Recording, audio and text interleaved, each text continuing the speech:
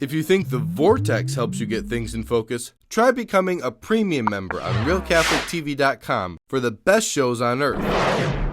The benefits are out of this world.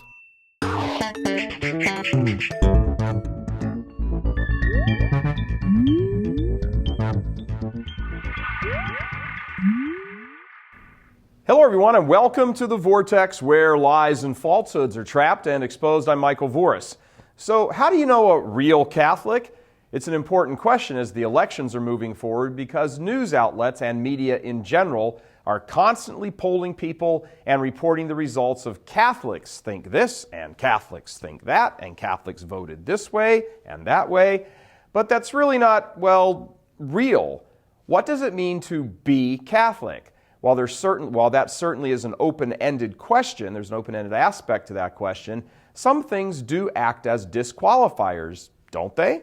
For example, is being baptized a Catholic all someone needs to be called a Catholic? Well, in one sense, yes, but in another sense, no, not at all. There is a sense, albeit unwritten, that a person must be a Catholic in some meaningful sense, meaning that they are active, faithful Catholics. Faithful means, at a bare minimum, that they participate in the sacrifice of the Mass every Sunday and Holy Day. You see, the media uses the term Catholic in a much broader sense than the more accurate understanding of faithful Catholic. When the U.S. Bishops' Conference reports the number of baptized Catholics in America is around 70 million, while that is officially correct, it doesn't really mean anything. It ignores the reality of those who have left the faith directly or indirectly. It's like having a bank account where the bank counts only your deposits and ignores your withdrawals. As much as that would be nice, it isn't real. We'd like to show you some video of a press conference that took place here in Detroit a couple of weeks ago, where Detroit Archbishop Alan Vigneron announced massive parish closings. Take a look. And this is humbling, but we need to be true. We are seeing a decreased participation by Catholics in Sunday Mass. The statistic I have is that half of the people in my diocese who claim to be Catholic register in their parishes. And of those half, only 30% come to Mass every Sunday. So that's 15% of the people who are members of the Catholic Church are attending church. So when it boils down to it, Detroit's reported number of about 1.2 million Catholics is really only 180,000 when you consider the number in any meaningful man-on-the-street kind of way. And when you consider that many of those 180,000 weekly Mass-goers do not believe in the real presence, reject the Church's teaching on contraception and sterilization, are divorced and remarried without an annulment, think women should be priests, that gays should be allowed to be married, and on, the number obviously shrinks even more to a smaller amount.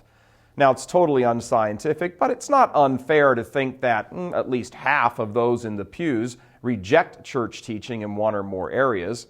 So let's apply that multiplier of, say, 50% to the 180,000, and what we are left with is a dismal 90,000. About 90,000 faithful Catholics out of 1.2 million, or better stated, out of every 125 baptized Catholics, only 9 can be considered really Catholic, on the street, in their daily lives, where it really matters, not just in some baptismal registry somewhere. Now, there's no reason to think that the Archdiocese of Detroit is exceptional in this regard, that around 15% of the faithful actually attend Mass, and of that number, more than half reject at least one of the dogmatic teachings of the Church. Nothing special about Detroit with regard to that. So using the calculations that Archbishop Vigneron used for Detroit, let's apply them to the U.S. population, Catholic population in general. We start with about 70 million baptized Catholics. Now only about 50% are actually registered in a parish. That takes the number down to about 35 million. Next, only 30% of that 35 million actually attend Mass every Sunday and Holy Day. That's a leftover of slightly more than 10 million. And the last multiplier of another 50% for those Mass-goers who reject some of the Church's teachings reduces the number to about 5 million. Which is the same as saying only 5 out of every 70 baptized Catholics in the United States are actually faithful Catholics. That number is less than 10%. Now, if this doesn't rise to the level of a crisis, where over 90% of those who claim membership aren't members in any meaningful manner, then nothing can seriously be considered a crisis. No wonder Obama did what he did with his birth control mandate. It's a safe bet that someone in the White House re-election war room ran these numbers as well. God love you. I'm Michael Voris.